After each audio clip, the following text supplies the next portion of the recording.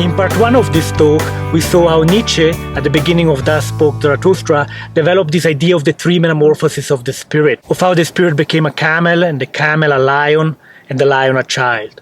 And we saw how the notion of mimesis is very much on the side of the animals that Nietzsche is opposing, like the camel, who is just the first step in Nietzsche's development, or the dragon that imposes values to be transmitted mimetically. In this second part, I would like to suggest that the notion of mimesis, as I understand it, is equally internal to the figure of the child and the becoming and transformation or metamorphosis that is central to the child. Nietzsche thought of philosophy as a form of personal confession. He wrote that every great philosophy so far has been the involuntary memoir or confession of the thinker, and this applied to his thought as well. And in many ways, these three metamorphoses are internal to the development of Nietzsche's spirit. But at the same time, Nietzsche is advocating a transvaluation of values that he considers essential for modern culture more generally.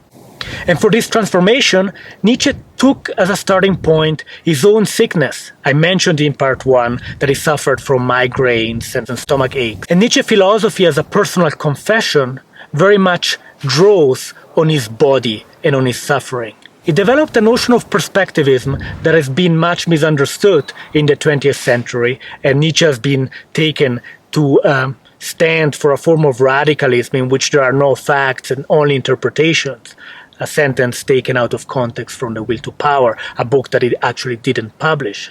But Nietzsche's notion of perspectivism is specific. In Ecce Homo, for instance, you find a definition of perspectivism that is linked specifically to health and sickness.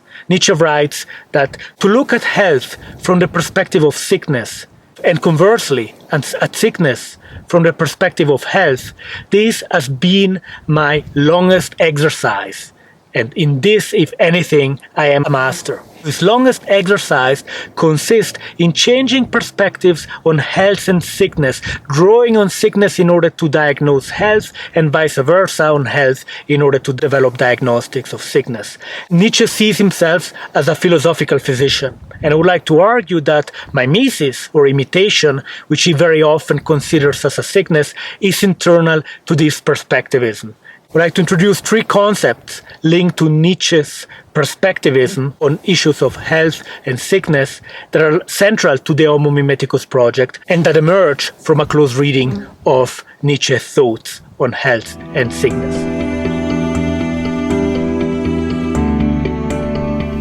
The first concept that I like to suggest is the one of mimetic pathos.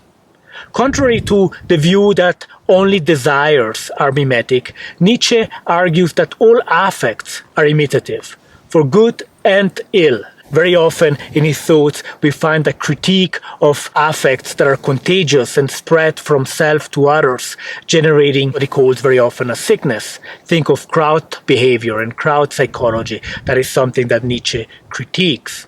And very often he critiques it by using the ancient notion of pathos. Pathos comes from pentos, suffering, but the Greek notion of pathos that Nietzsche was familiar due to his training in classic is a slippery notion that is difficult to define, and it indicates a force, an impersonal force that has the power to penetrate the subject or the ego and take possession of the subject, generating forms of dispossession for good and ill. You can think of Nietzsche's critique of what he calls the Wagnerian pathos and the crowd behavior that is linked to this pathos in his later writings on Wagner, for instance, or a critique of mitleid and sympathy. Sympathos, feeling with, is equally part of his critique of morality and the unmasking critique that is central to the figure of the lion. The figure of the lion stands in many ways for Nietzsche's unmasking critical powers against dominant, very often Christian notions of morality. But Nietzsche also speaks of tragic pathos in The Birth of Tragedy and of Dionysian pathos, which he celebrates. So, in the notion of mimetic pathos, what I like to suggest is a concept that goes beyond good and evil, to use another Nietzschean title, and that allows for mimesis to cut both ways, both in pathological ways and in ways that can be affirmative.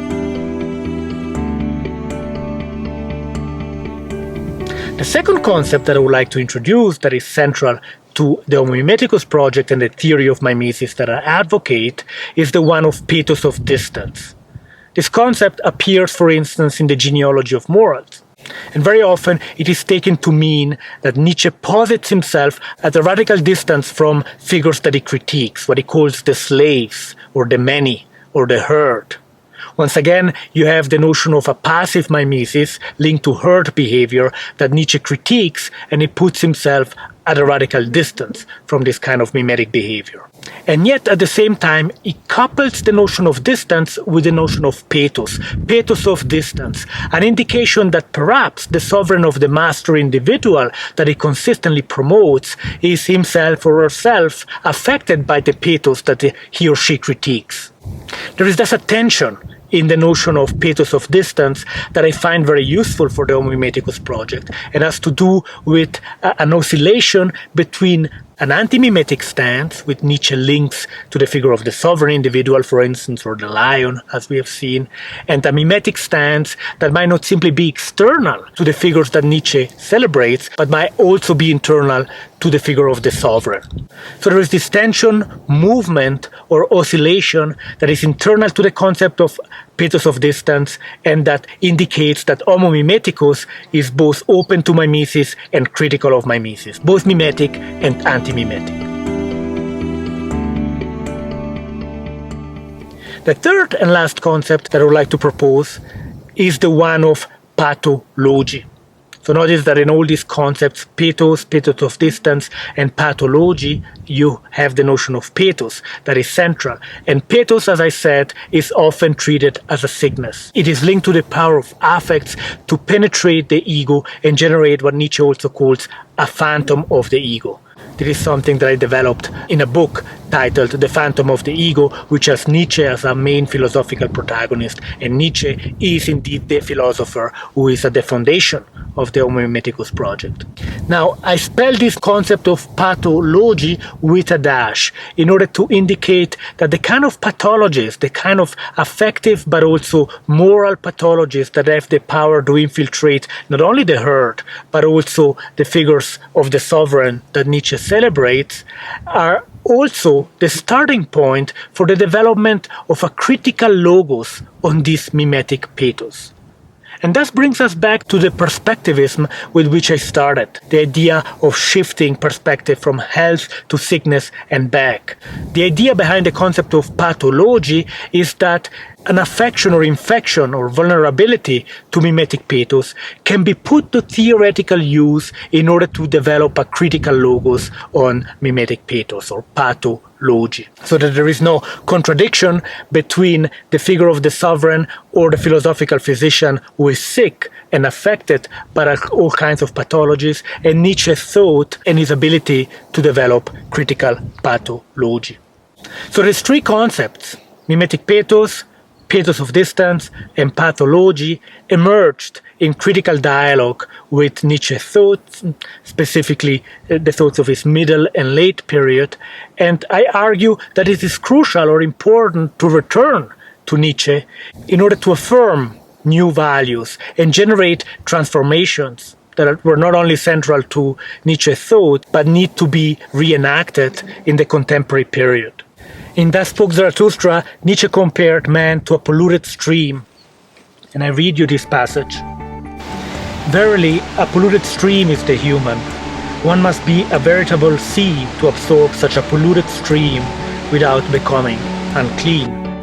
Behold, he continues, I teach you the overhuman. It is the sea. In this can your great despising submerge itself.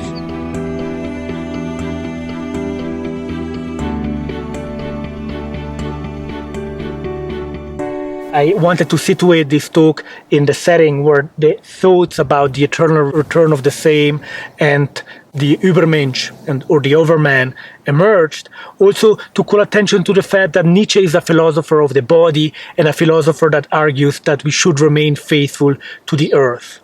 And as we enter deeper in the age of the Anthropocene, that is, an age in which humans serve as geological agents that are transforming the planet, generating catastrophes that are yet to come, I think that this is a good moment to return to texts like Thus Spoke Zarathustra in order to not only think through some of this transformation, but enact transformative metamorphoses that I think are vital in order to continue to affirm life for our generations and future generations as well.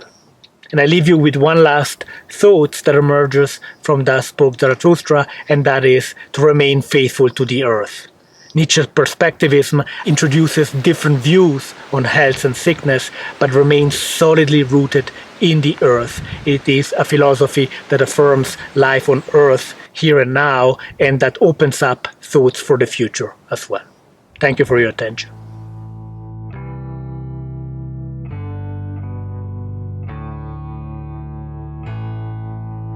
To my friends, I now may go down again, and also to my enemies.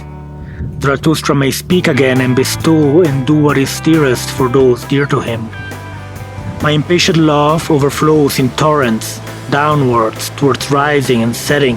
Out of silent mountains and thunderstorms of pain, my soul rushes into the valleys. Too long have I yearned and looked into the distance, too long have I belonged to solitude that I have unlearned being silent. Mouse have I become through and through, and the roaring of a stream out of a towering cliff.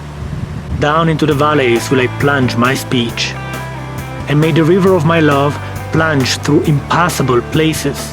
How should a river not at last find its way to the sea?